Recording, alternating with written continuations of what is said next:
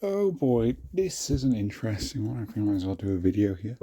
I would have done a reaction video, but it was late. And they were quite dumb with the press conference because they showed the trailer at the end. Not that I was at the conference, but you know, if you're a fucking MK addict like me, you know, you're fucking itching for your fix. So, you know, you're checking the news stuff, right? To find to be real before they actually show the trailer that gets released publicly. They weirdly, even to that live audience, they just dropped like an image of the Kombat 2 lineup, and then like they later talk about animalities and whatever, and then they showed the trailer after that that's meant to reveal that stuff. Like it that was very backwards. So yeah, the reaction was sort of, I knew this stuff was coming. I mean, the shocking thing is the fact there's guests in this, and we'll go for a trailer and I'll explain why I wasn't expecting that. I'll give my thoughts. The fact I've sat it for a day, I think it's better to give my thoughts now. I even made a fucking community post. Disappointing this pack is, and I stand by that. This is disappointing. This is quite frankly the worst case scenario for me. For what I wanted, I'm sure what a lot of players wanted anyway. It sort of just means that the least amount of content possible going forward. At least I thought. I'm not sure. And I'll get into all that speculation after.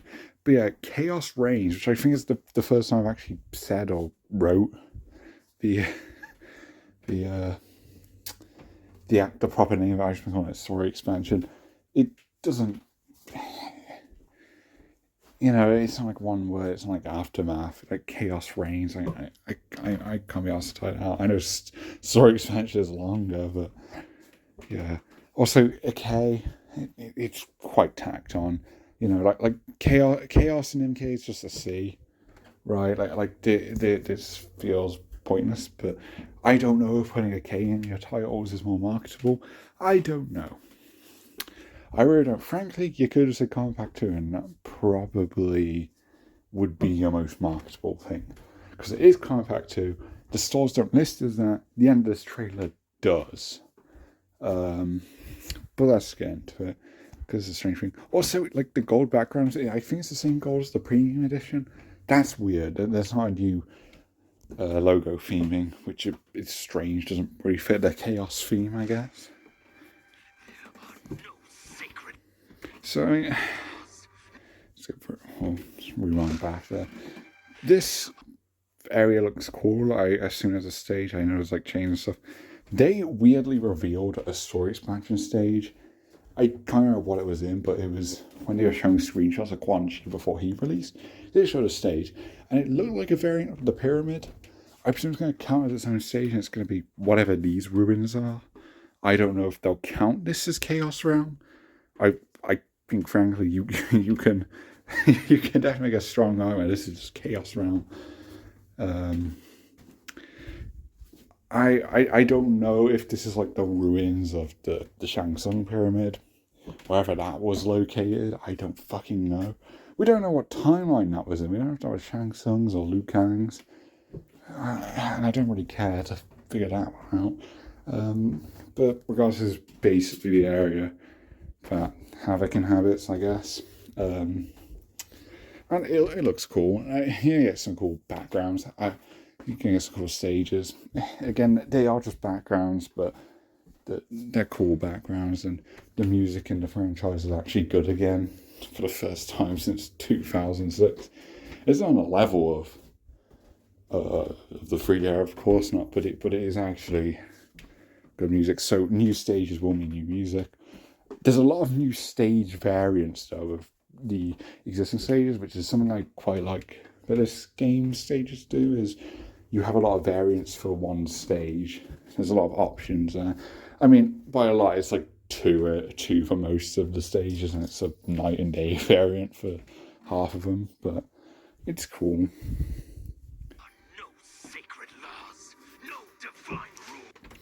Actually, one more thing, because we had it leaked already. This group here. Okay, this is my first time properly zooming in on it, actually. So you got the cyborgs back there. They're not cyborgs anymore. I'll get into them. I'm actually more positive on them than one might think. I'm quite alright with the cyborgs. But you've got Scorpion here, right? Just regular old Scorpion. You got World War II Johnny Cage, because of course, and then at the front you got Empress Tanya, which this is probably her chapter, and she encounters Orin in this chapter or whatever. They mine the script, which I don't care. You know, New Era Tanya has not gotten a chapter, so why wouldn't you focus on New Era Tanya? It makes no sense to me, other than the fact that Tanya is in a lesbian relationship with Melina, and this Empress Tanya is married to an alternate universe Reign. So they basically just chose a heterosexual version of the story they wanted to tell. That is my assumption. Because if you remember the story and remember the dialogue, it is incredibly vague. It is clearly intentioned as Tanya and Melina are lovers still, but they never really say it. I think there's one dialogue where Tanya says it, or someone says, oh, it's Reiko, I think. I think Reiko says to Tanya or Melina that he's captured their lover. And I think that's it. So, based Reiko there, but like every interaction they have has like a censorship filter put on. Like in the story, there's like a scene where they're apparently flirting, and all it is Melina asking for water. Like, I wouldn't consider that flirting. The tone isn't even really there either. It's lame. It's lame. It's a good ship. It's the best canon one, quite frankly. NRS does not do many good ship pairings. I mean, MK as a whole doesn't really do that, but this is a good one, and of course not doing anything with it. So I think I'll do that tangent. And yeah, all the universe variants, we barely know the New Era versions. Like compared to the versions we're familiar with, there's so much less going on, and you're dedicating time to animate and voice and direct all these new scenes for a paid DLC expansion, and you're wasting your time with alternate universe nonsense that won't matter. And I really got to question what the purpose of it is. I don't know. So yeah, the Tanya and the Johnny, those are more alternate universe stuff. I just feel like mention that. So here's Havoc. I like this. I like this shot actually. Or the little Havocs, a little crowd of Havocs. It was kind of something I wanted. I was like, it'd be silly if you just had like a bunch of alternate universe Havocs and they're just like, they're just having a good time. And there you are. Apparently this is an MCU reference, which doesn't surprise me because they fucking copy-paste that godforsaken series at every turn. So, yeah. But I like it. I like this at least. And it does reveal some stuff. I mean, here you've got the Titan Havoc skin with a different gear piece, so the helmet, of course, will be his own gear, which is good because I like this skin. This is probably Havoc's best skin, new skin, the Titan Havoc one. But the helmet is really dumb. I think that there's a factor for it that kind of saves it for like the boss Havoc, because he sort of like he's got a really long ponytail, and you've got this big ass helmet. He basically uses it as a ball and chain, which, okay, that's fun, sure. But yeah, design wise, it's obviously not going to come into gameplay besides the boss, I imagine. So yeah, it is just a weird helmet. But it looks cool. I think Havoc has actual decent customization. I think all the skins are actually good. His defaults, like, it's close. there's a resemblance to Deception. Look, it is a Havoc costume. It's serviceable. The problem is the face. The Union of Light costume is actually really good. I quite like that. I wish Havoc had like a hood gear piece or something. Because it sort of reminds me of like his Deception ult. So it'd be nice to recreate that. And speaking of gear, you've got the Deception helmet here. This is the proper one. There is one like it, that's with Kata Valor. That's the one most players use. I sure use it. It's his best gear currently. And it's getting an upgrade to be an actual authentic one. This is cool. I can't tell if that's a skull face there. Regardless, this isn't the actual skin. This is Union of Light Havoc. So we don't see a Deception skin. But I imagine there's a Deception skin. Considering this is a random... That Havoc on the left is going crazy. But considering this is just sort of a random assortment of Havoc skins and gear, I think it's just there just because they've randomized the gear, I guess. But they don't want the actual Deception skin because they don't want to create a thought that, oh, Midway Havoc's here, right? Because these costumes are just silly AU versions. Like, actually, that is a New Era costume. I was going to say, I don't think the New Era one is there, but it is. Regardless, this is cool. This is cool to have some Havoc cosmetics because he only has 3 right now. The Titan skin's obviously going to give him a 4th. Deception Havoc's going to give him a 5th. Presumably he gets the proper skull face there. Actually, no, he is 6 because he has Caravala, which is actually a decent ult as well. So, by this expansion, I think Havoc's going to have a pretty satisfying lot of cosmetics, which kudos, I guess. Considering I'm not a fan of his default look, it's quite a turnaround. Of course, I still don't really like the face. It grows on you. Like when you play the game, you get used to it. It's an objective downgrade to the skull face. I don't know anyone who would prefer melty face Havoc, but there's some cool stuff. Like I like this Havoc hair. That's a fun one. So yeah, that's just like that's probably one of my favorite things revealed is Havoc skins.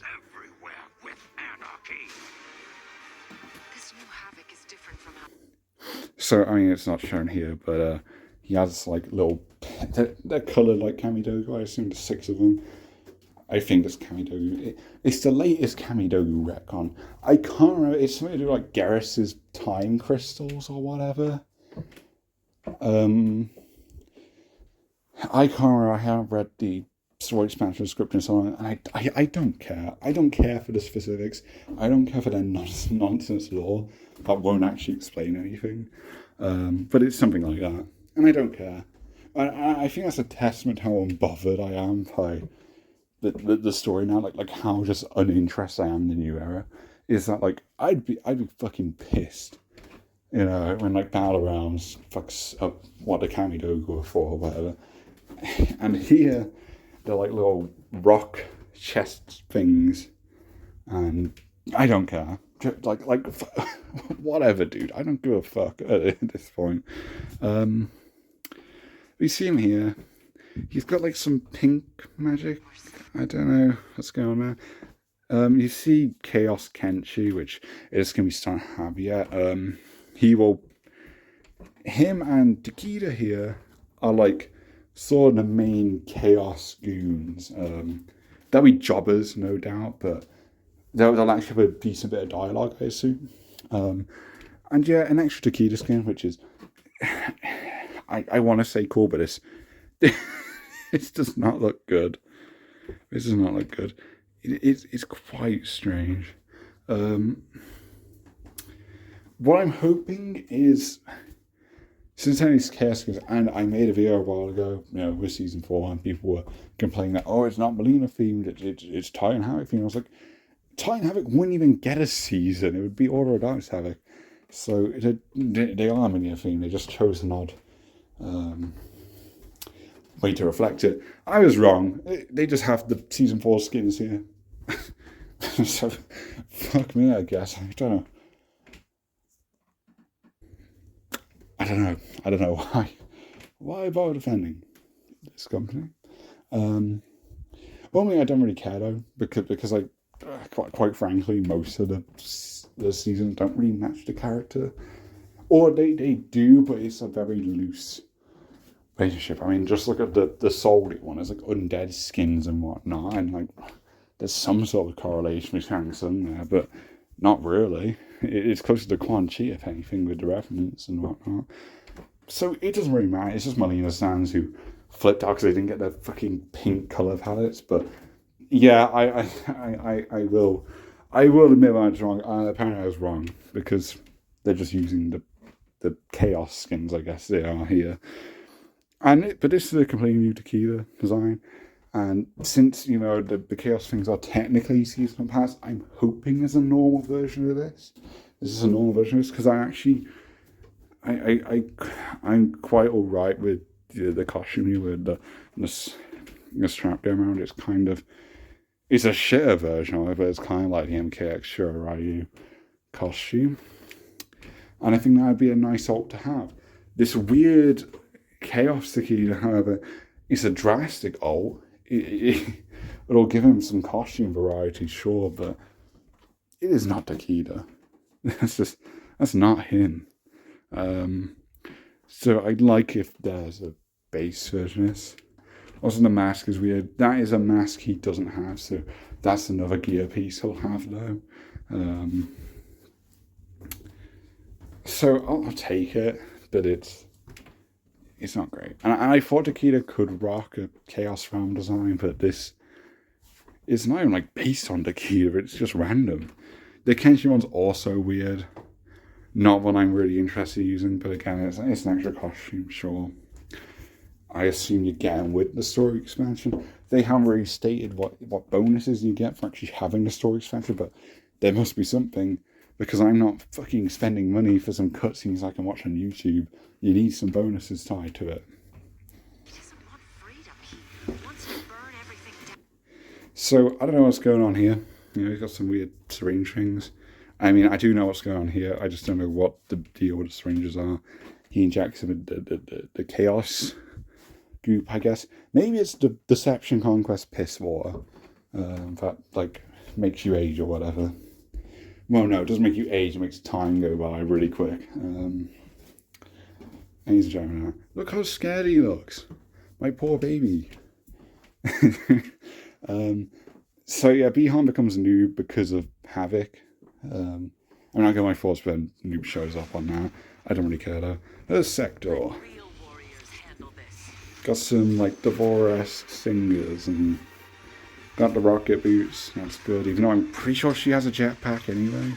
Like she's got like some backpack things. So I don't know. Like that's just for singers. This is all they show. They show one combo and then a throw. Very minimal gameplay. So I can't give my thoughts on the gameplay. I mean, I could already tell she was doing some like air cancels with the flying stuff, which I mean that's what I wanted. A lot of potential there for air combat sector, and I imagine they're going to fulfill that. I do like the weird back thingies, like just the Devourer stingers. I think they're kind of neat. I would have just taken pulse blaze, honestly. I think that's a huge miss, not having pulse plays in the game at all when you got 3 candidates who could have them. But at least she's got like a bonus gimmick there, so I wouldn't say it's like a stripped down sector or anything like that, but again, I haven't seen enough of her. There's Cyrex, and hopping in here. She does that grapple. I'm like hoping she does some grappling stuff, kind of Day Alliance callback with the Sambo style. This I don't like. It's like weird sticky stuff. It looks like expired vomit popcorn. Just give her the net. I assume she won't have the net because like this is like a stun thing. It serves the same purpose as the net. So I assume it's replacing that, which I don't get. I don't get. It doesn't need the net doesn't need to be a cybernetic thing. You can just say it's high tech. which is the excuse they're using for everything else here, so I don't get it. She makes a fucking smoke bomb teleporter, which I kind of like because she leaves a bomb behind there, so that's kind of neat. But yeah, the net aesthetically, that's lame. It's lame. You really didn't have to like downgrade their abilities because they're not fully cyborgs now. If you're doing that, it's like you surely can't think this is a cooler presentation of them when you're actively doing less interesting like that. It's like with Smoke, when you're like, oh, he uses practical effects now. That does not come into play in the gameplay at all, though. He's teleporting and shit. He just has magic. And he fucking levitates in the story. It's not practical magic. He just has magical powers. Throws a bomb is a, compartment thing, which sure. And yeah, you even see like the energy stuff come from her legs there for a pretty cool leg grab. What quality is V on? Because whenever I pause, it looks like dog shit. And there's Noob. And there's a Season 4 Sub-Zero. I don't know what the deal there is. Because the whole thing going on right now is they've gone yapping on about how, oh, Havoc's perfected me. I love Khaos. And anytime we see him in action here, he's fighting Chaos Realm people. So I don't know, being shy about him not sticking with Havoc. Since I'm showing them all, I might as well get my thoughts and designs and whatnot. Mixed bag. I'm mostly positive on what I've seen so far. Not from a narrative standpoint, although nothing's so bad it's actively bothering me. But again, I'm kind of numb to the franchise from a lore and a story perspective at this point. So, like I like Noob here. I like the chaos thing going on. The green accent color, it works for this game. Of course, with the chaos theme, I don't know if that will affect his moveset in any way. I'd hope there's some quirky chaos realm thing going on. I don't know how you even reflect that in gameplay.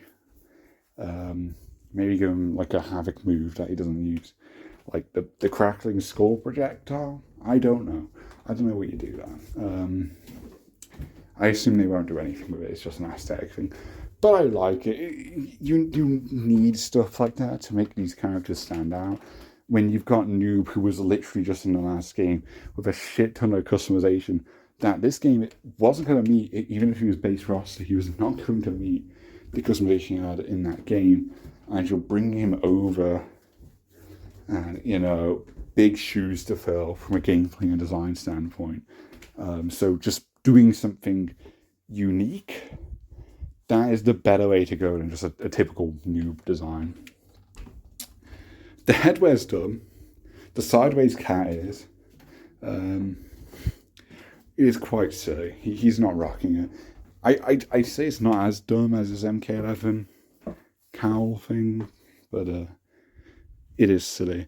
It doesn't bother me just because, the pattern on the mask is matching it.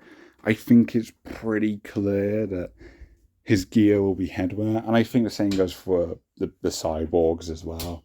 It'll just be headwear, which is the best gear it can be normally. Reiko and Havoc have it.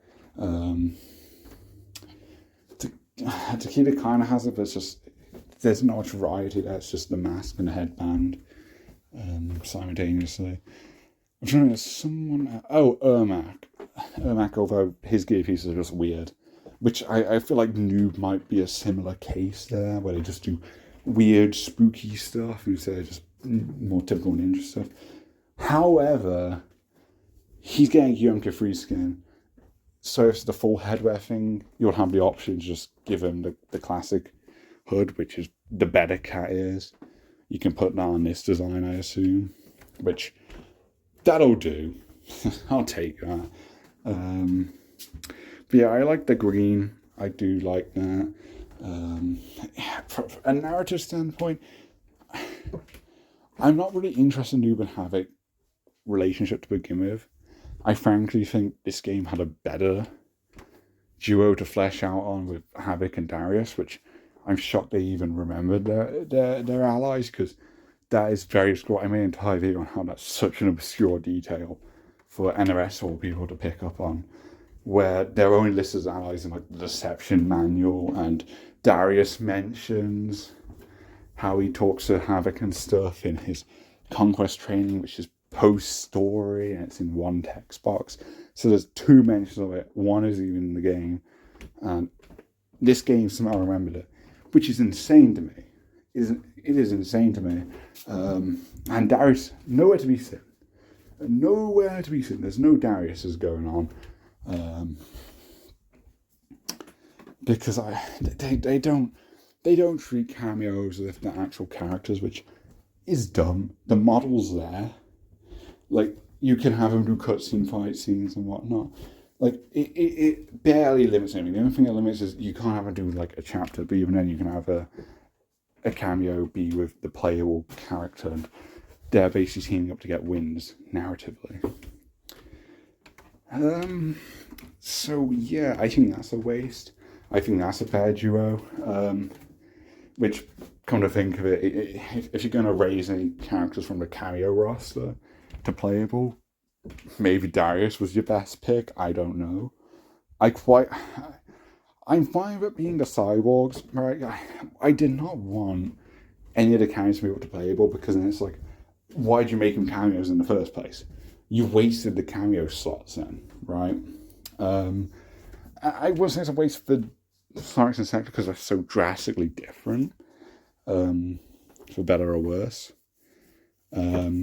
So the cameos still stand out. They still serve a purpose. Also, that's going to be a really fun thing to pairing the cyborgs together and whatnot. That's a lot of fun. So I'm kind of fine with that. I don't think it's ideal. I think really it could have just done a Triborg cameo, give him the gimmick of either Tremor or Chameleon, and then you have a spare slot to give to someone else. Likewise, the Kung Lao cameo, you don't need that. I mean, you don't really need Scorpion and Sub-Zero either, but Scorpion and Sub-Zero, they have a purpose. It's Primax with Kuai Liang, and Scorpion, actual Scorpion. But even then, there's any Spectre Eye Scorpion skin is meant to be Hanzo, so it's interesting. But they clearly serve a purpose. Kung Lao serves no purpose on the carry roster. That's one that actively bothers me, and it is just a waste.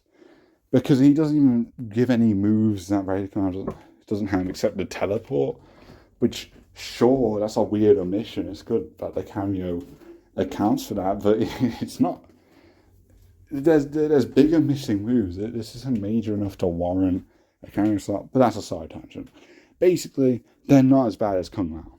So, yeah, because I thought they should have been base cameo. I was disappointed when they revealed cameos, although that was at a time when I wasn't really on board with the cameo idea. But in general, they should have been in this game. They should have been in MK11, right? They have been gone for 13 years into the properly playable. Triborg is its own thing, really. And of course, they were NPCs in MK11. Despite Ed Boon saying there'd be no NPCs, and despite the launch trailer focusing on Syrinx and Sector as if they were like some special final roster reveal. But yeah, they were never made playable. So this is long overdue. They should have been base roster. So I'm glad they're here. The circumstances are weird. Again, having the cameos already means you didn't need them. I feel at a point where, like, Side Sector fans, we were quite comfortable with just, I'll take the cameos then, I guess. And now you're doing this crazy new take that stands out from the cameos, but it's controversial. And frankly, I don't think it's any more controversial than a lot of the other changes, but it is a big one. I think it's... I don't think it's... But there's one part of it that is up there, with stuff like Fire God Liu Kang, or Maul Raiden, or Kuai Liang as Scorpion. But There's one thing that people are more focused on, and I don't really think it matters that much, and it's their gender. I don't mind the gender swapping. And that's not to dismiss the criticism, because well, it's not even criticism necessarily. It's just I don't like this. Like these characters have existed for nearly 30 years. I know with this identity, this is too drastic of a change, right? And that's valid. That is completely valid. There is no reason to argue anyone who has that opinion. Like that is fair enough. I get that. Personally, I don't really mind the gender stuff. Likewise, I don't really care for the discussion of, oh, there's a lack of women's representation in the franchise, which I think is true, but I also think people were pointing fingers at MK12 when it's out of their hands. This has been a franchise issue since the start. It's a 30+ year issue. MK12 can't just magically resolve it. Now, I do think, again, this is something that's also out of NRS's hands. Warner Bros. And their guest choices, not a single female guest. That is the real red flag, I think. That's the real questionable one. Because we have 6 in this game, 5 in MK11, 4 in MKX, so that's 15, and Kratos, Freddy Krueger, that's the other guy, 17 guests, I think, and they're all men. That is a very bad ratio. That is highly questionable, to say the least. I think that is an issue they have. In terms of the actual MK fighters, they've done as best as they can, really, at covering the women, I feel. Because everyone that's been formerly playable is either already in the roster in some capacity, either playable or a cameo, or they're just in the last game. They were in MK11. The only exception is Kira, and that's why I've been saying Kira should be a DLC character. While Sonya and Kano are taking a break, well, not in a proper break, there's still cameos, even though the Sonya stands out like she's fucking been murdered and cancelled from the game forever. But yeah, I always thought, oh, make Kira playable, right? But that's not a popular pick. Even though this game is like, oh, we'll bring 3 characters back. The DLC clearly isn't really focused on that. I'm willing to accept it, or I was, assuming we got some good cameos. I'll get to the cameo situation, because that's the thing that really pisses me off. But yeah, the point is, they covered basically everyone, and on agenda swapping matters, because you don't want any more newcomers. This franchise didn't need any more newcomers back in 2011, really. And they did another wave, another trilogy of newcomers, right? And there's just so much. There's so much, and it's not a knock on any character, right? Like all the characters deserve to return. And when they're not increasing their roster amounts, you need stuff like cameos. You need stuff like not doing the newcomers. I like the newcomers. It was sort of a mixed bag. I wasn't sure how to feel when that was initially announced. Getting the roster that we got, I get it now. I'm fine with them doing this direction. I don't think it should stay forever. I think you will need some new characters eventually, just for the sake of variety. But the franchise doesn't really need more. There are just so many characters that you can just keep doing different rosters, and it will never get stale with the selection that is there. But yeah, if you're not going to do newcomers, then gender swapping is sort of the only solution here. That, or you just bring in women who were already in the last game, which isn't exciting. Like even though second sides are cameos, so they're already in this game, there's still much more exciting DLC than, say, Jade or Scarlet, and I'm a big Scarlet fan. But that's just how it is. That's how I feel, at least.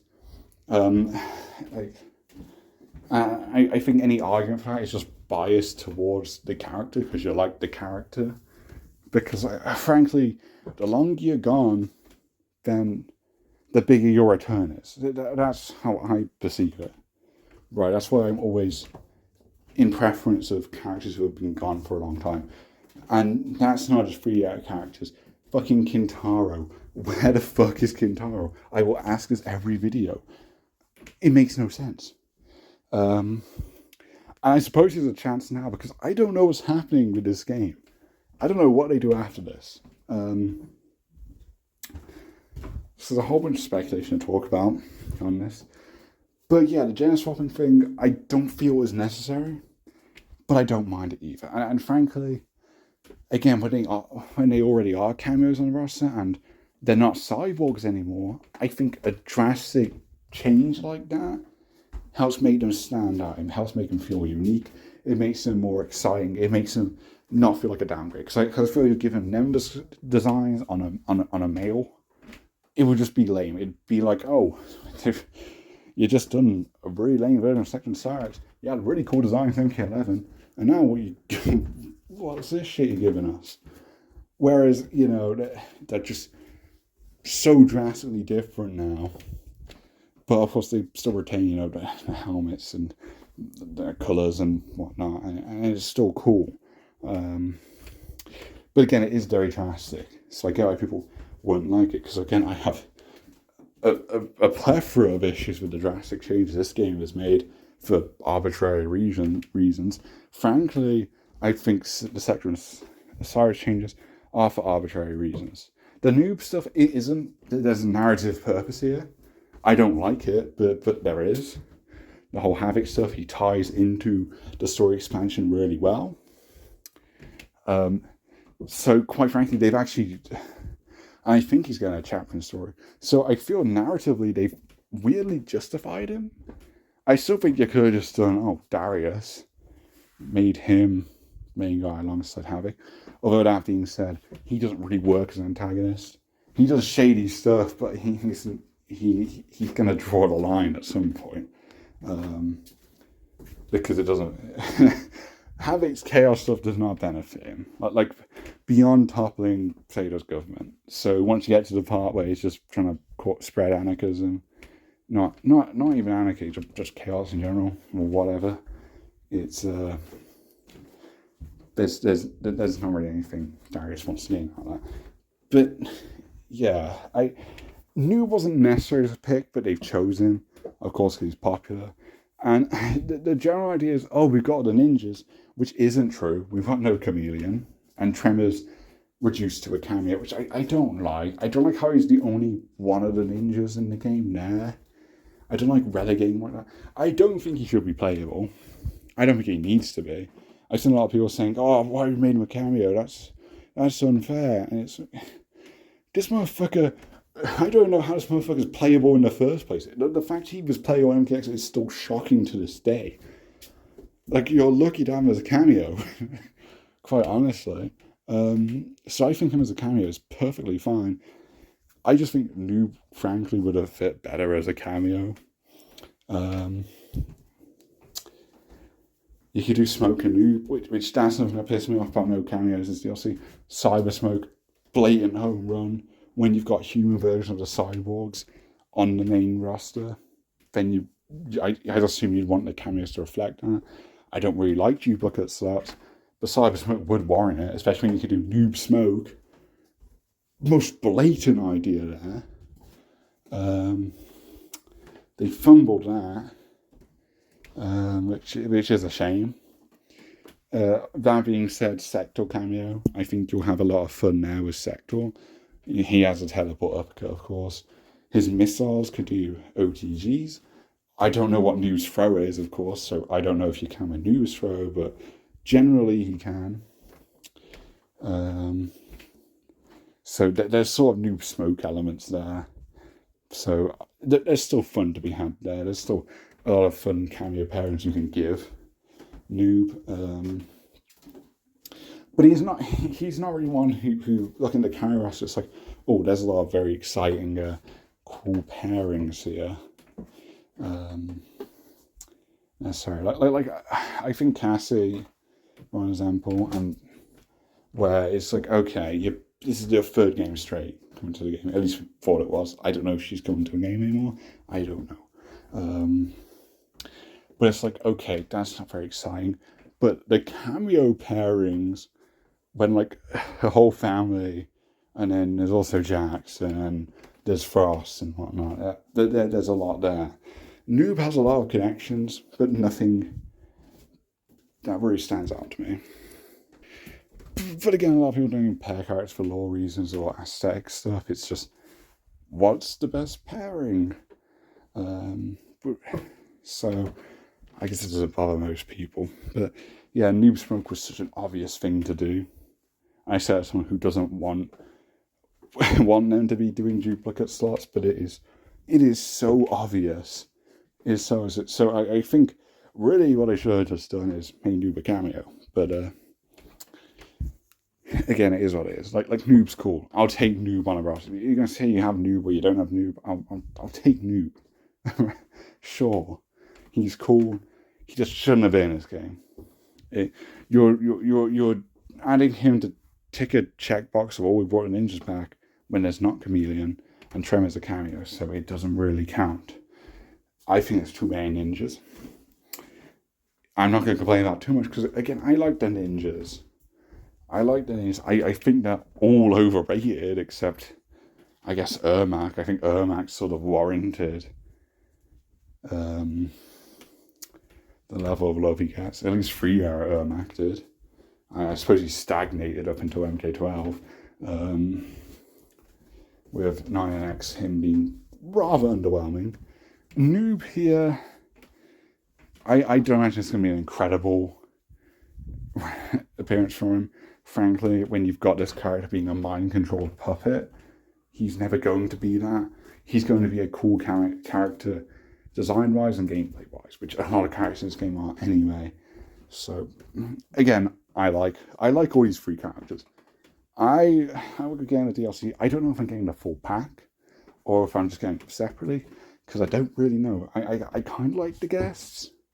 The price tag's actually fine. It's actually reasonable, shockingly. In the UK, that's another fun thing to look into because the pricing is very different in other countries. And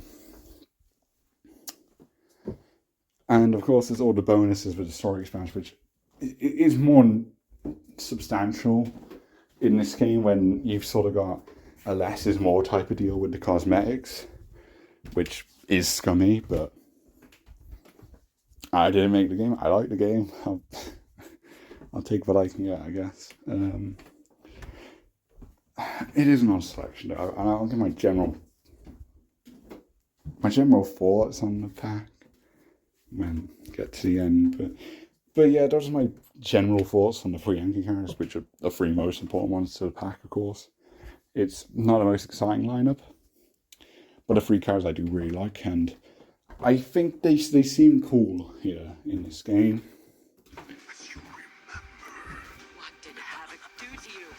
Yeah, fuck you, Bihan. Spin him around. That's great torture. Again, that background looks insane. I've got to assume there is a stage for it. It looks very good. I don't know how the Switch is going to be able to render this, but yeah. But yeah, I like this design. I really like this design. Like from the neck down, I think this shot here, it really shows he's got like the metallic bits and he got the green stuff, whatever that is, the chaos juice, the mystery chaos monster energy.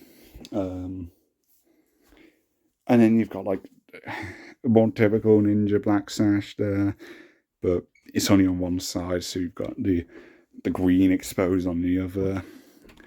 And I like the mask, it's just the headwear attached to it, which is the one pitfall of only on one gear piece, because when you want to do really substantial change in gear, you're changing everything at once, and you can't mix and match pieces like you could in MK11. But yeah, I think it looks cool. I think this clears quite a few of his MK11s. I don't know if I prefer it to MK11 overall. Again, if he has some crazy gear pieces, sure. He won't have as many as MK11 do, but of course only have 10. Well, 11. 11 because the Yunka free mask would be an extra. But if you got a good selection, that is enough. That'll be enough options. And hopefully the palettes, I think you have an opportunity to give him really substantial palettes that change his glowing stuff, which could also change the accent color of his powers. The fact they don't do this for most of the characters, like only Dark Raiden does anything, and it's kind of broken because he still has blue lightning sometimes. I imagine he won't, but it is neat for. I hope at least the UMK3 costume gives him purple accents. That'd be nice.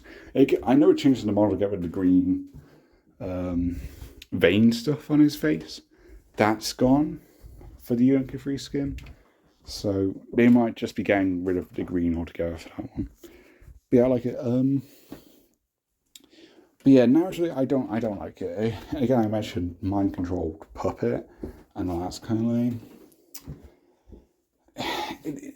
The thing that makes this cooler than he was in like 9 and 11 is he's now like a Chaos one. He's a Chaos Realm Nuber instead of just being a Quan Chi creation.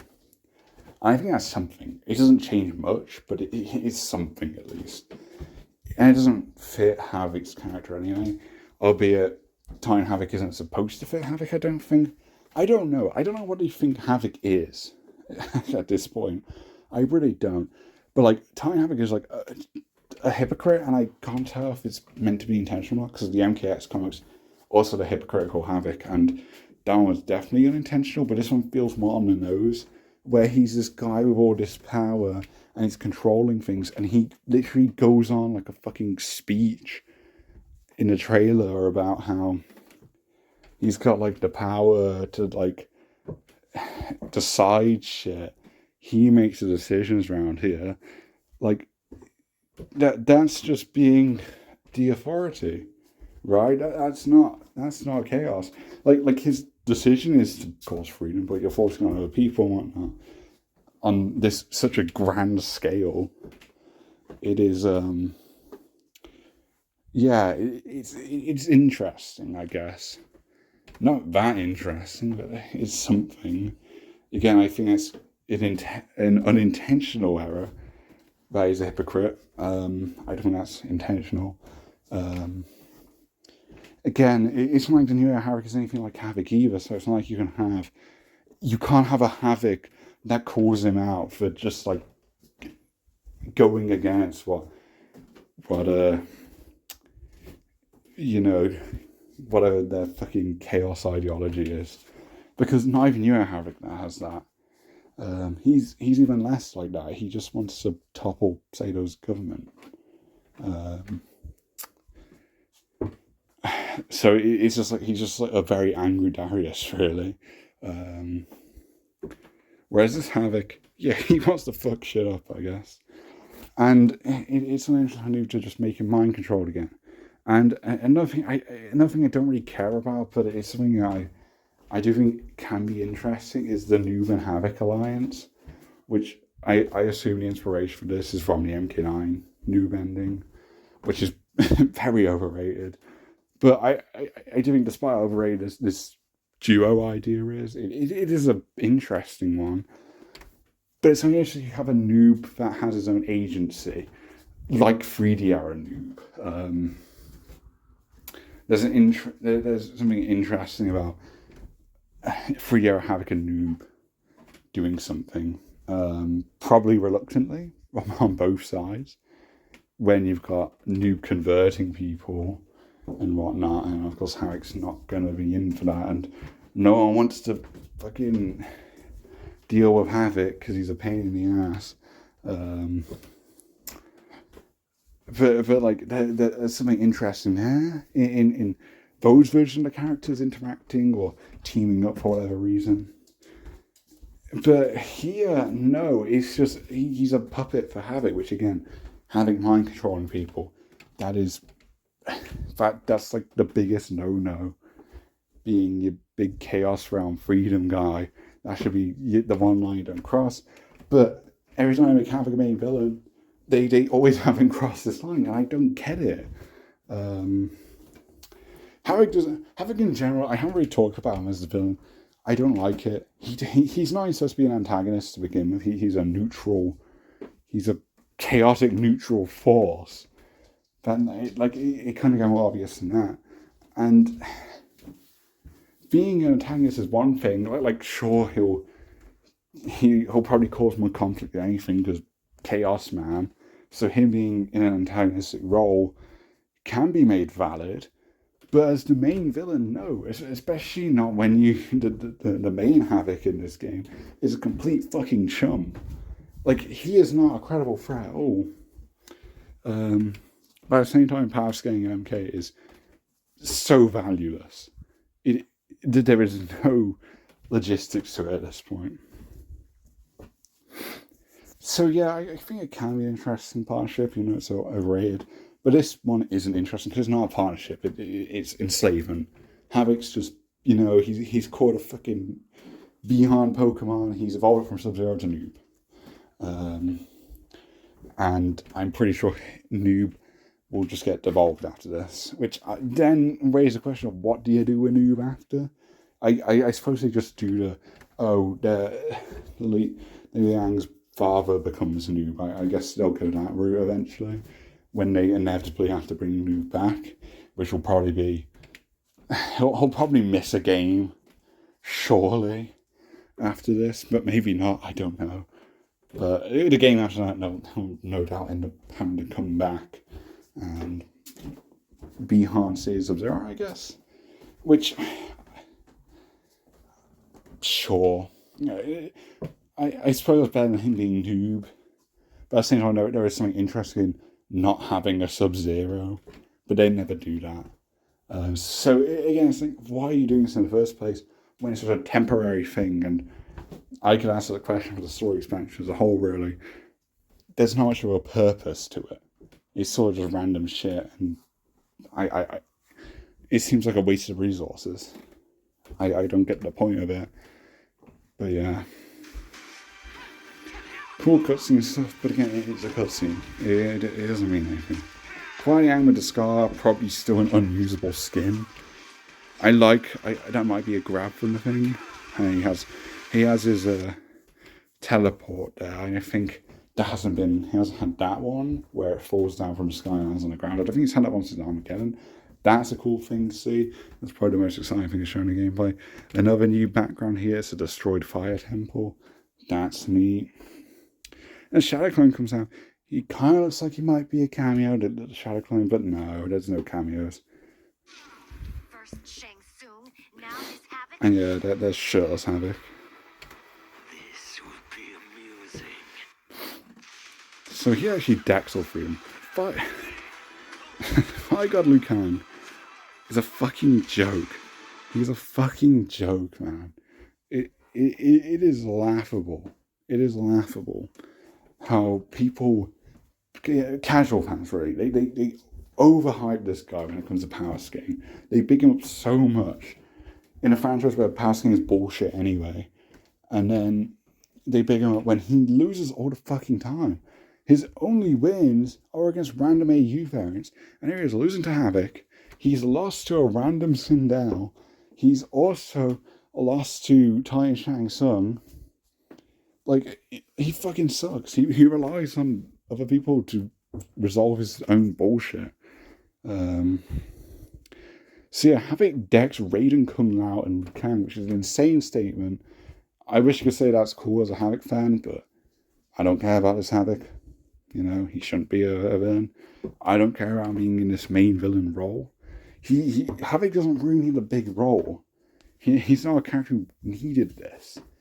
Let alone a villain's role. It just doesn't really work for me. See the faces there. I don't like them. And that's just because I find seeing them with the helmets on, but it gets really jarring to see Sector and Cyrix with their feminine faces. That's where it gets a bit cursed to me.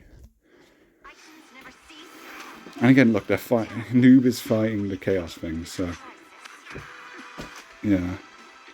Havoc using his head as a gun. That's another fun visual. Stuff like that is what I want Havoc to be. I want him to be unserious, right? I want him to do silly stuff like that. And in this game, he does do that a lot in his gameplay and whatnot. And I wish that came through his character more instead of him being this really angry dude who's pissed off all the time and doesn't have fun. This Havoc, I guess, Titan Havoc seems to, but that's also not my Havoc. You see the back of Cyrex here. I don't like how you've got like exposed skin there. That seems pointless. I feel like it should have been had heavier armor. It looks fine, but I don't like that. Again, that's more of a nitpick, I guess. Another thing is Sector having green eyes, which I get why. I assume it's teleport up because it's green tech again, and that's why it's green. But it's weird to change it now because his cameo, of course, based on Classic Sector, has the blue version, and he's of course the classic version, right? Meanwhile, this Sector, the crazy different one, has the classic green. It just doesn't add up. I just change it to blue, especially when they're palette swaps and have the same eye color. That's like, at least change it a bit more. Come on. Which, by the way, I don't like them being palette swaps. I like their costumes. I think they work for both of them. But especially when the other characters don't really get ults, and if they will get ults, they'll be sold in a fucking item shop. They're behind a paywall, and it's not a nice thing. Like, why are they making a Link Way palette swaps? Of course, they're much better designs than the new era Link Way. Of course, like Smoke, Kwai, and Bihan. Their defaults are kind of shit. It works for Bihan. The other two just feel like clones, right? Whereas these two, it's sort of equal. You know, it fits them both equally. It's just, especially in the DLC characters, like variety. It is lazy. I don't know why this started. There is genuinely not another game that does palette swaps since, I don't know, does MK Tournament Edition on the fucking GVA? Remember the last one did palette swaps with Sector and Noob? Like, that's genuinely how outdated it is. Like, you can't do that, especially not for paid DLC. I find that really egregious. It's just lazy. That was another Portal stage variant as well. They must have a bunch of new variants for things, and we know we're going actual new stages, like 3 new stages, which will take us from 19 to 22. Which is a good amount for the stages. I'm excited for the stages, even though they're just backgrounds. Like scary movies. Oh yeah, I've got to talk about these guys. Ghostface. Hi buddy. Terminator T-1000. I don't know what they're called. Like is it just T-1000 or Terminator T-1000? And then there's Conan, the Barbarian. This you can't pack 2 lineup. Almost definitely the weakest lineup of 6 of the 3 we've had with this many characters. Again, the MK side DLC is cool but questionable. And the guests here, I'm not a guest fan. So admittedly, I'll complain about Ricard, but admittedly, I will say the movie ones here are better than most of the ones they were doing. They're better than the MK11 ones, which had a shitter Terminator with less to do. Like a more iconic one, sure, but the Chrome Powers has its own gameplay stuff now. I don't like the design because it's a guy in a cop outfit, and I know the significance. I know it's his disguise or whatever, but of course in an MK game that's quite a lame look. I'd like to think in the paint shop, even if it's just like another UMK3 palette swap, they just give him a ninja costume, a white ninja costume for Chrome. I don't know if that violates any likeness rights or whatever. It doesn't need to be a premier skin because Chrome isn't really a character. So you can just give him as a very simple palette swap ninja outfit, which sounds fucking ludicrous to give to a Terminator, but that would increase his value so much if it was just Chrome. I don't even give much of a fuck about Chrome, but like that would be cool. Conan here is another one who does really quite fit quite well. I think the comics ones are better, but they're going to do the movies, the Arnold ones, because it's iconic. They're trying to appeal to the fucking, I don't know, the old ass dads, I guess. And like, he'll probably be cool.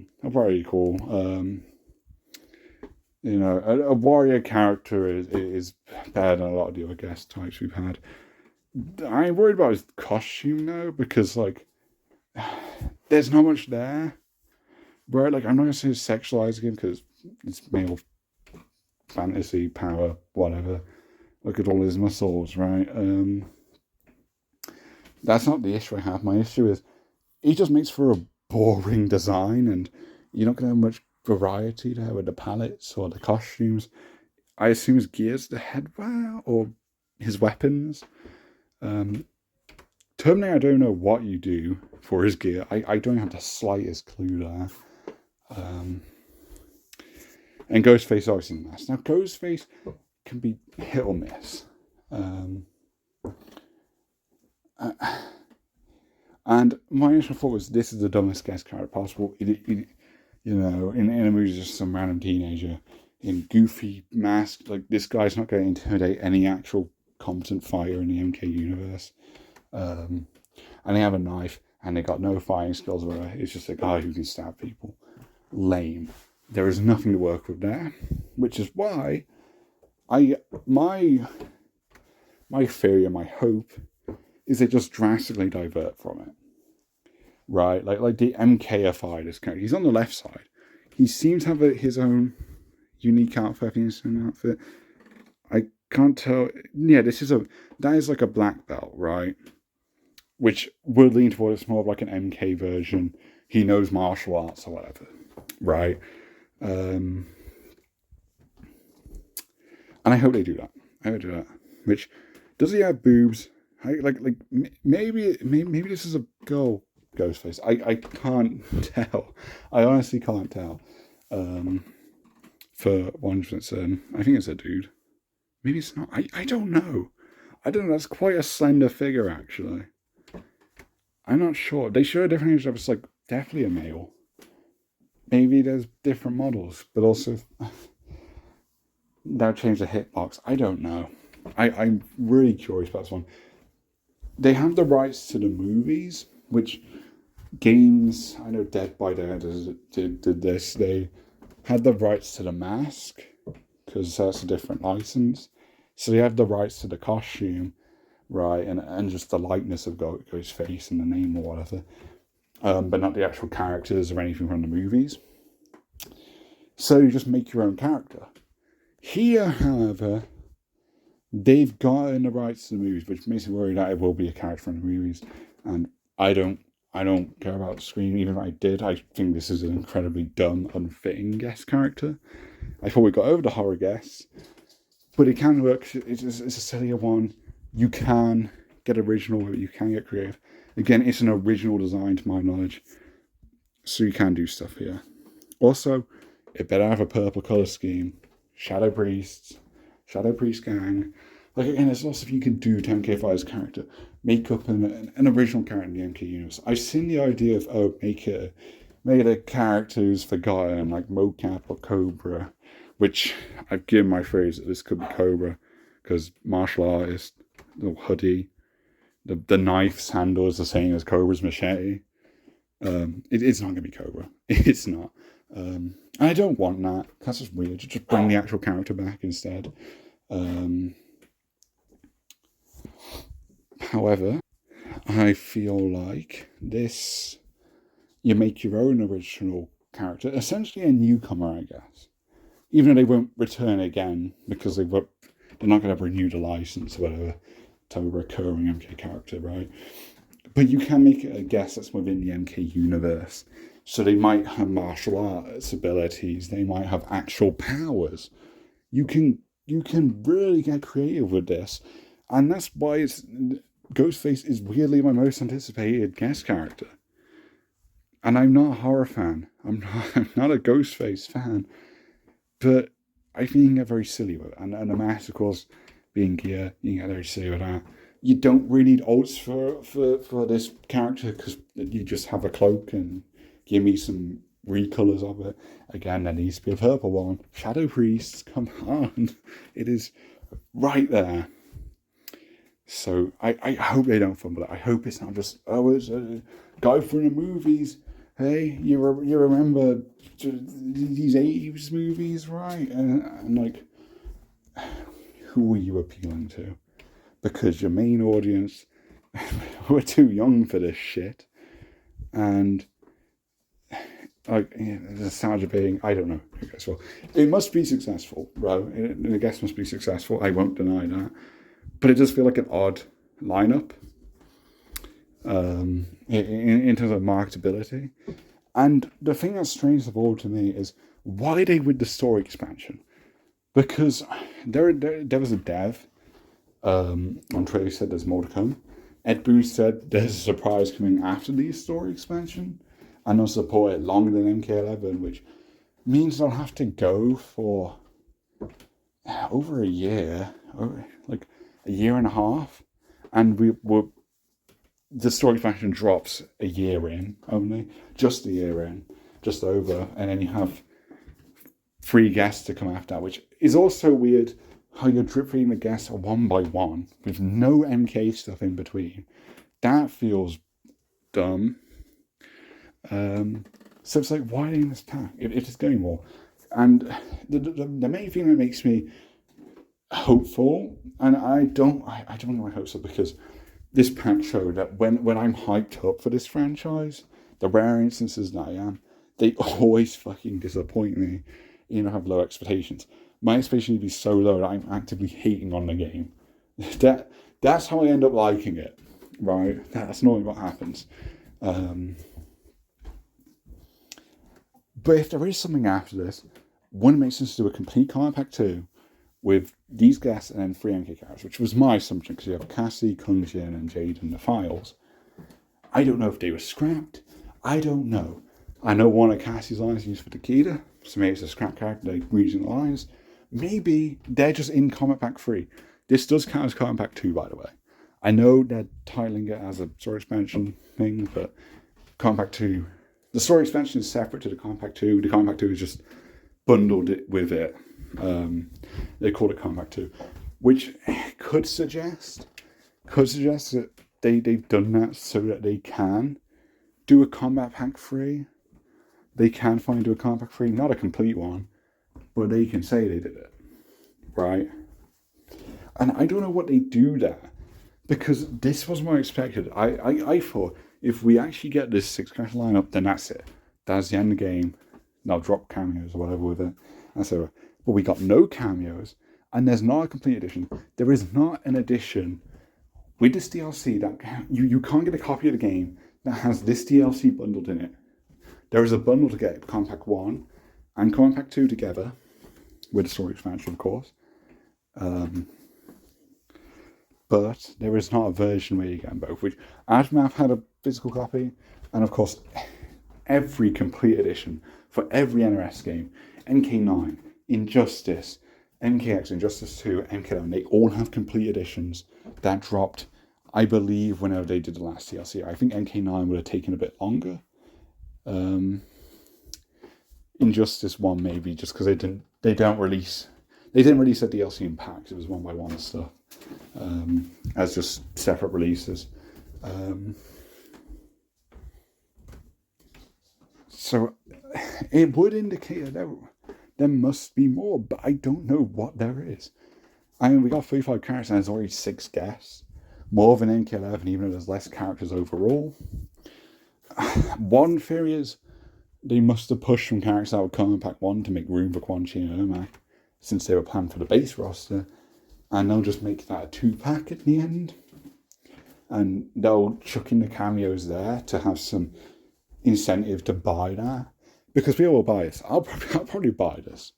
You get 6 characters, and they're not really charging for the story itself this time, which I very much appreciate. I did not expect them to do that. Although the pricing is weird, that'll be the last thing I cover, I think. But it is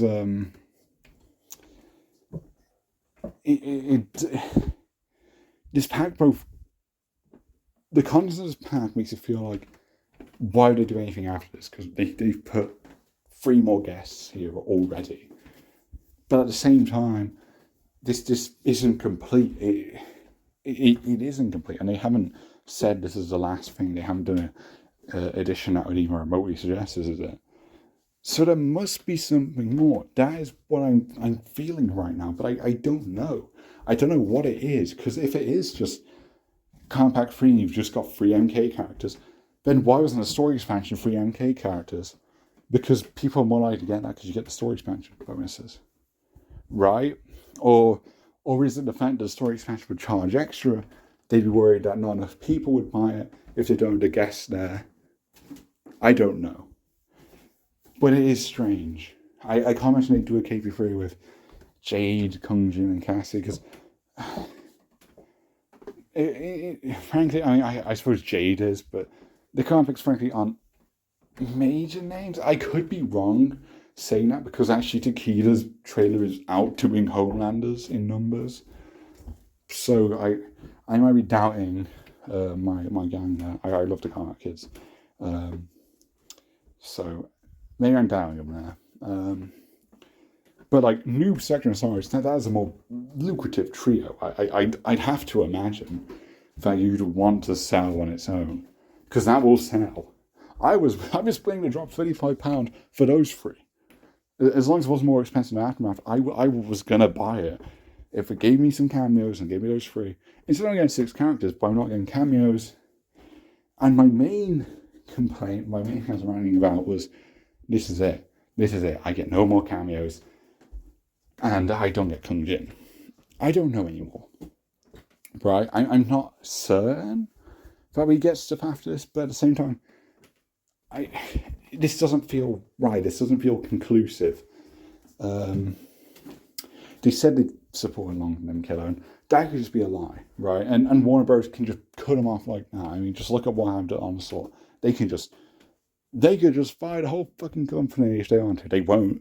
It's a successful game. But MK11 was really successful as well. And they dropped it unfinished KP2 and moved on. However, there was COVID stuff during that time. So I don't know. Maybe it's different this time. I feel we might actually get the Forbidden Combat Pack 3. Which seemed impossible, but I can't sure what else they do. But at the same time, that does feel like a weird thing for them to do. It is weird. Because what I do next, I can't actually do guests. I can't actually do any more guests, since they really are that greedy that they'll go to 7, 8, maybe 9 guests if we're talking a complete Combat Pack 3. I'd imagine not. Maybe there is a setup. Maybe throw in 1 guest character, and maybe it's a very big name. Maybe it's a very high requested name. And that will just make sure the pack sells regardless of what they throw in it. I don't know. Again, it's very unclear what they're doing. I think we're getting more, but at the same time, I'm not certain what it is. I'm not certain it would be Cassie, Jin, and Jade, which it is concerning more than anything, but it is kind of exciting because there is a chance, characters I've been asking for, like fucking Kintaro, it's fair play now, because I don't know what they're fucking doing next. I have no goddamn clue. So maybe they'll do that. That's wishful thinking though. I'm not expecting that. But I am feeling like they gotta do something. They gotta do something more. If they don't, if this is actually it, what a fumble. What an immense fumble. To drop this. And like, if you look at this pack, only Noob is the one character that wasn't represented in this game of the MK characters at all, because he had the second size cameos. And even then, you've already got a Bihan on the roster. So it's like this was not a needed pack. And this just won't be a satisfying conclusion. And that's what I'm worried about. That's the main thing, that if this is it, then this will go down as real fucking bad. Worst DLC. If this isn't it, then I think it's a solid pack. I got a few characters I like. The guest selection could be better. Could be a lot worse. And the price tag could certainly be much, much worse. There's a release date.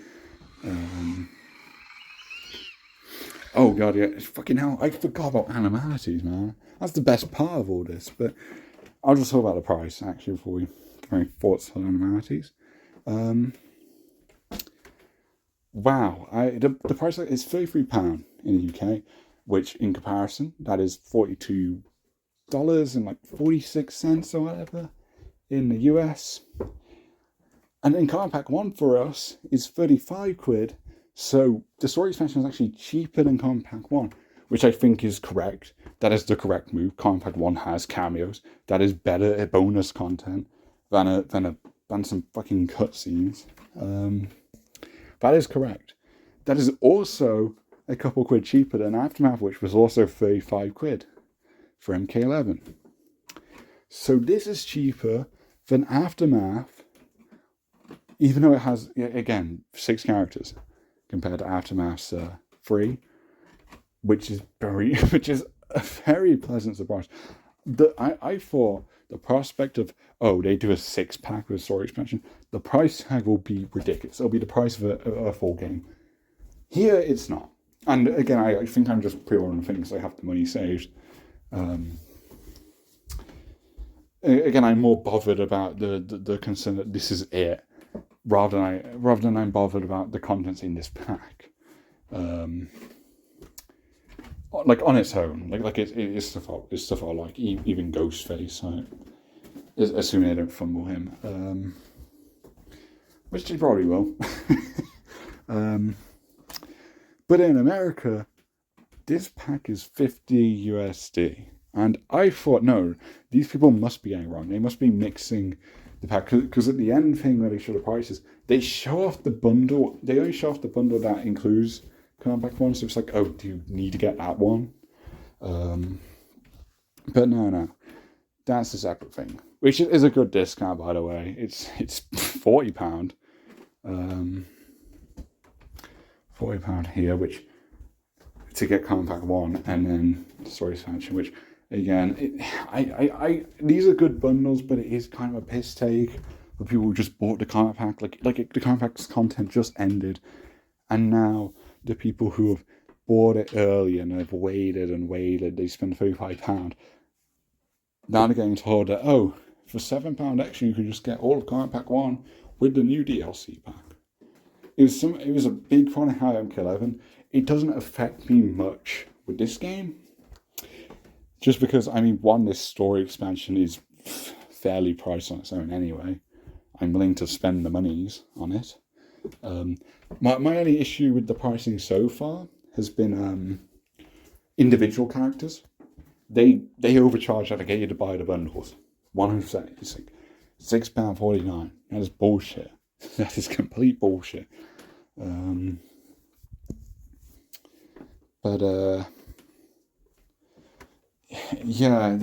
what they do, and it is punishing for loyal customers. They don't get a discount or anything. It's lame. It is lame. I'm not a fan of that practice.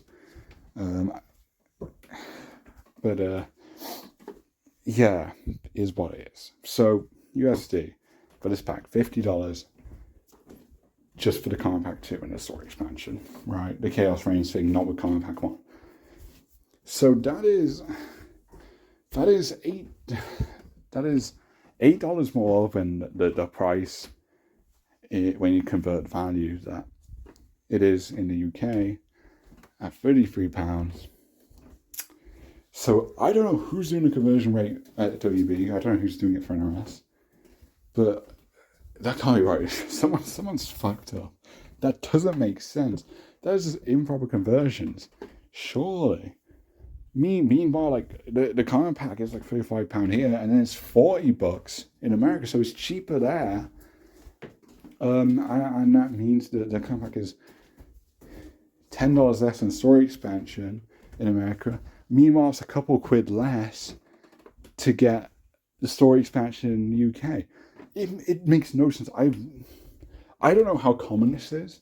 This is the only time I've seen like poor conversion on such a like noticeable degree. It's just quite fascinating. I feel bad to all the American fans, and I guess other places. I haven't compared the price in other places. It could be a mess everywhere else. I don't know, but I do know the price in the UK. It's reasonable. It's what I'm willing to pay. And please do more content. I'll give you more money. I'll give you more money, NRS. I'm willing to do that. I'm going to do that. I got a problem, man. But it is strange. Surround amenities. You hear an elephant, so someone turns to an elephant, I guess. That's my assumption. Hyena. Havoc has the skull face. So we seen a hyena have the Havoc skull face before we seen Havoc have it. Garrison applies. A gorilla, which I think might be reptile because I think he turned into a chimp before, so baby's grown up. The bone dinosaur is probably Quan Chi, right? A lot of fun. And I guess this is Kenshi, which weird to get a wolf when there's no night wolf. When I first saw that, I was like, night wolf, huh? But no, it's Kenshi. I guess he like in Daylight's one, he was known as the lone wolf. So that is a weirdly correct callback. Scorpion's a scorpion, not a penguin. At least I assume. Maybe someone else is Scorpio. I'd assume it's just Scorpio, which I'm fine with. It's technically MK4 reference anyway, so I don't mind. And I hope Sub-Zero turns into a polar bear. That is the only right thing they could do. Rain's pufferfish, which is my favourite one. That one's very funny. This one here is pretty fucking brutal. Turned into a mantis here. The transformation's cool. I've seen people question what the lore reason is, and the answer is there's obviously no lore reason. It is silly nonsense. Animality. I love the font there. There's something I have no complaints with. And yeah, you see Kombat 2. The guests are to be released later, and the fact it just says Conan and T-1000, I guess on the select screen that'll just be their names. It won't be Conan the Barbarian and Terminator T-1000. Wait, is the T in Terminator T-1000? Like the T's for Terminator? I assume so. By the way, what is this? I don't know what that. Which this now it's like it's a cover of a game, but there is no cover. There is no copy. So yeah. But the animalities, those are really cool. Pre-order bonus, complete fucking bullshit. Stop doing DLC pre-order bonuses. I'll be able to claim this time. But it is dumb. You shouldn't be doing this. At least for this, I assume they'll come to the shop, and since the shop has a greater focus on microtransactions, like skins dedicated to the shop, they probably won't go away forever, like with the Eternal Clash ones from Aftermath. The selection also isn't that exciting. Which palette swaps? Why making that a pre-order bonus thing? Like, I suppose it's better. I think that is actually better because it means there's not a third wave of classic costumes. Getting your MK3 noob without having to spend extra, you get 2 skins for noob. That's something at least. Your MK3 Sub-Zero, sure, I'm really gonna use that. Empress Melina looks cool. I don't really like the headwear, but it looks cool. There's some neat detail. That I wanted an Empress Melina skin. I wanted it more based on the ending, but that's a very long dress, so I guess that wouldn't make much sense. And then Wedding Scorpion looks stupid. The render for it here makes it look alright. But I assure you, in game it's like really puffy. It looks very goofy. However, I want it just because it's very much like Shijinko's costume. It is very close to Shijinko's costume color and the actual clothing pieces. So this is what, like, I'll be using this solely for when I'm pairing Scorpion with Shijinko. That is my plan. And yeah, that's about it. I will say it is quite questionable how two skins added in the story are pre-order only. So you can buy a story expansion and not have access to two story skins. I assume the rest will be unlockable in the story, but there are quite a lot. So maybe they might drip feed it. I don't know. Hopefully not. And the only reason I think they won't is because this stuff's behind a paywall this time around. There's also no deception how it will probably be in the premium shop, which that probably should have been a pre-order bonus, really. But I'd rather be these random skins and something big like that to beat them in. I imagine we'll get dragon crystals for doing the story as well, so you can say deception how it's in the store when the expansion comes out. You complete the expansion, you'll get like 1,000 crystals or whatever they'll give you, and you'll be able to buy that skin if you want it. So that's neat. Again, I don't like the microtransactions game. Of course I don't. But they've got an all right way of handling it. I suppose it's not too irksome. It shouldn't exist at all, but it's not too bad. And I swear every other fighting game is worse at it, which does not defend this MK12. Yeah, I think this is a testament to how bad fighting games are with overpriced and unfair DLC practices. But yeah, Animat is very cool. I would say it's a lot of effort, like 35 animal models for essentially a shit post, but it's quite fun. And this is probably the longest gap between a feature that's been gone and then it's returned. 29 years. So it is insane to see it in a modern MK. It's very fun. It is my favourite part. I got no complaints. No complaints at all. Extra feature I'd hope for, which they haven't shown here, but since it'd be a more tucked away thing that you wouldn't show in a trailer. I want stuff like Mercy's back, because that's such a simple thing to implement. And I think it's in files anyway. I hope for that. They said features pure, and all it really is animalities. No stage fatalities. I don't really care about that, because stage fatalities are hardly interactive.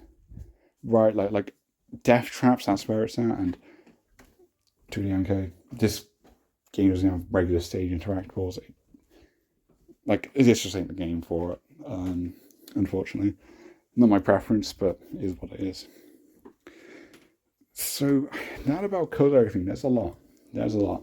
I'll obviously, when DLC drops, 24th of September, I think it is. It'll be cool. Season 8 drops as well with it. 3 new characters at once. That is an exciting time. No cameos, which is lame. Again, I'm just hoping there's more. Because if this is it, this is a massive shame. A big old shame, but we'll find out. But yeah, the story's going to be daft. So yeah, thanks for watching. See ya.